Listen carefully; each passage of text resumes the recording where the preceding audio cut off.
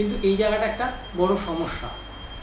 তো সেখানে সেই ব্যাপারে যদি আপনি কিছু বলেন। আর এখানে একটা শিক্ষারও প্রয়োজন, বুঝতে হবে, জানতে হবে।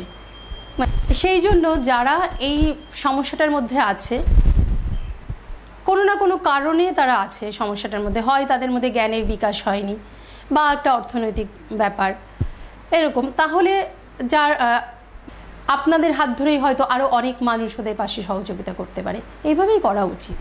আমাদের যে পরের প্রজেক্ট আছে সেটা হলো আই মিনস বিজনেস। মানে আই মানে আপনি একজন মহিলা, এবং আপনি আমাদের মতে আপনি পুরো মহিলা কমিউনিটিটাকে রিপ্রেজেন্ট করছেন। তো অনেক মহিলা রয়েছে যাদের হয়তো আপনি বারবার বলছেন যে আমার মা, আমার হাজবেন্ড, বিয়ের আগে আমার মা, বিয়ের পরে আমার হাজবেন্ড আমাকে হাতে ধরে সহযোগিতা করে। তারা হয়তো মার কাছ থেকে সহযোগিতা পায়, কিন্তু বিয়ের পরে সেই সহযোগিতাটা পায় না। তো সেখানে আপনার কি মতামত? এখানে না একটা বোঝাপড়ার ভীষণ প্রয়োজন। তো অতএব আজকে আমি একটা জায়গায় পৌঁছেছি, মা আমাকে এটা ভালো করে বুঝিয়েছিল যে যত যাই করো বাবার কথাটা কিন্তু সবসময় মাথায় রেখো, ভুলে যেও না। ওটা কিন্তু আজও, মানে এই যে ধরুন বিয়ের পরে আমার 6 বছর সংসার করছি, এখনও কিন্তু হাজব্যান্ডের পাশাপাশি আমার বাবার কথাটা মাথায় আছে যে আমার বাবা সমাজে কিভাবে প্রতিষ্ঠিত, তার কতটা সম্মান। তবু চেষ্টা করছি, আমার হাজব্যান্ড ভীষণভাবে চেষ্টা করছে আমাকে আরও ভালোভাবে প্রতিষ্ঠিত করার জন্য। আর যারা মেয়েরা আছে, মানে আমি তাদের উদ্দেশ্যে এই কথাটা বলতে চাই, প্রত্যেকটা মেয়েরই লক্ষ্য হওয়া উচিত নিজের পায়ের নিচের মাটি আমি আগে শক্ত করব। তবেই কেউ আমাকে 1 আঙুল দেখালে আমি তাকে 2 আঙুল দেখানোর সাহস দেখাবো বা ক্ষমতা থাকবে। এই ব্যাপারটা কিন্তু প্রত্যেকের প্রয়োজন। আমি একজন মানুষ, আমার নিজস্ব একটা পরিচয় থাকা উচিত। তখন আমাদের আরেকটা প্রজেক্ট আছে, সেখানে হচ্ছে মাই চাইল্ড মাই এডুকেশন। সেই প্রজেক্টের মধ্যে আমরা দেখেছি যে প্রচুর মেয়ে আছে যাদের বাবা মারা কিন্তু তাদের পড়াশোনার জন্য বাধা দেয়। অনেক সময় বাবা মারা চায় না বাধা দিতে, বাধ্য হয়। কেন না? অর্থনৈতিক। হ্যাঁ। আবার অনেক সময় সে এমনিতে না, দরকার নেই, তোমার তো বিয়ে হয়েছে, তুমি মেয়ে হয়ে জন্মেছো মানেই তুমি বিয়ে করবে, বিয়ে করে তোমার একটা সংসার হবে, সেটা তুমি তোমার নিজস্ব কিছু থাকবে না। এবার সেই মেয়েটাই যদি জানতে পারে, রবীন্দ্রনাথ বলেছেন, নারীকে আপন ভাগ্য জয় করিবার কেন নাহি দিবে অধিকার হে বিধাতা। অন্যদিকে কাজী নজরুল বলছেন, এ বিশ্বের যা কিছু মহান সৃষ্টি চিরকল্যাণকর, অর্ধেক তার করিয়াছে নারী, অর্ধেক তার নর। তাহলে কখনোই তাকে, সেই মেয়েটিকে দমিয়ে রাখা যাবে না। তো সেখানে আপনি বাবা মাদের উদ্দেশ্যে কিছু বলুন। বাবা মাদের উদ্দেশ্যে মানে এখনো পর্যন্ত এই যে ধরুন আমি এখানে ক্লাস করাই, আমার বায়াডাঙ্গাটা এখনও গ্রাম পঞ্চায়েত এলাকা। আমার যে সমস্ত স্টুডেন্টরা আসে আমার কাছে আবৃত্তি শিখতে, ওদের সকলেরই উদ্দেশ্য হয় ডাক্তার বা ইঞ্জিনিয়ার বা মাস্টার। এর বাইরে কিন্তু গ্রামের লোক জানে না আরও কত বড় একটা দুনিয়া আছে। ওদেরকে স্বাবলম্বী করার পথটা আমি দেখিয়ে দিলাম। ওরা প্রতিষ্ঠিত হোক, তাহলে ওরা চেষ্টা করবে আর 5টা মেয়েকে প্রতিষ্ঠিত করার।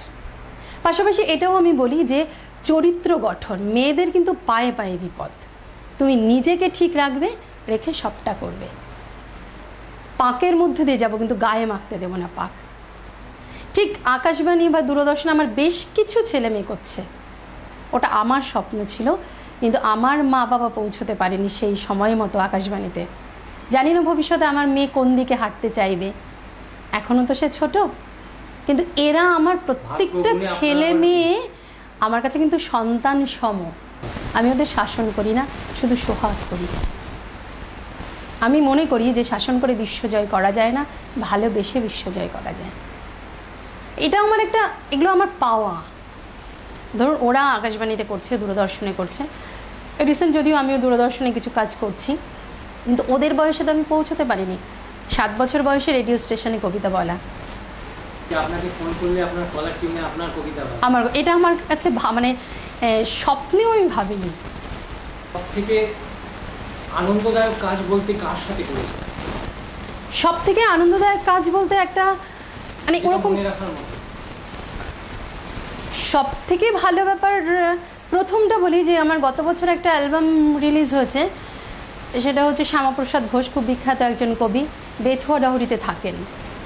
ওনারা উদ্যোগ নিয়ে একটা অ্যালবাম করেছেন, সেখানে সৌমিত্র চট্টোপাধ্যায় মানে ওই লেভেলের লোকেরা কবিতা বলেছেন, সেখানে উনি আমাকেও সিলেক্ট করেছিলেন। মানে সৌমিত্র চট্টোপাধ্যায় এবং সোমা কাঞ্জিলাল একই অ্যালবামে কবিতা বলেছে।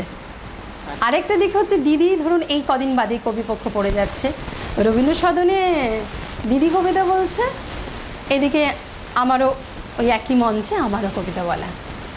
মানে আমি খুব সাধারণ, মানে সেটা ভীষণ আমি সাধারণের মধ্যে না, সেটা আমি বলবো না, কিন্তু যখন আমি প্রোগ্রাম করে মঞ্চ থেকে নামি বা হল থেকে বেরোই তখন লোকে আসে আমার কাছে। তার আগে কিন্তু অতটা না, এই সকলের মাঝে সবাই যেমন তেমন হয়তো এরকম কিছু। আমার কাজে আমার পরিচয়।